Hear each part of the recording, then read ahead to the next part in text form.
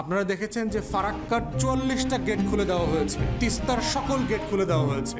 দেখবেন যে গল্পটা সবচেয়ে বেশি বলে যে উজান থেকে আসা বৃষ্টির পানি, ভারতের নাম বলে না, ভাসুরের নাম দেখবেন কোনো গণমাধ্যম বলে না। উজান থেকে পানিটা কোত্থেকে আসে? উজানে কি দেবদত্ত আছে ওরা পানি ছেড়ে দেয়? ওখানে কি তাবিজ দিতে হবে? ওখানে কে আছে যে পানি ছেড়ে দেয়? উজান থেকে দুইভাবে পানি আসে। উজানের দেশ মানে কোনটা? ভারত। উজান শব্দের মানে বাংলাদেশিদেরকে বুঝতে হবে, উজান মানে হচ্ছে ভারত, আমরা ভাটির দেশ।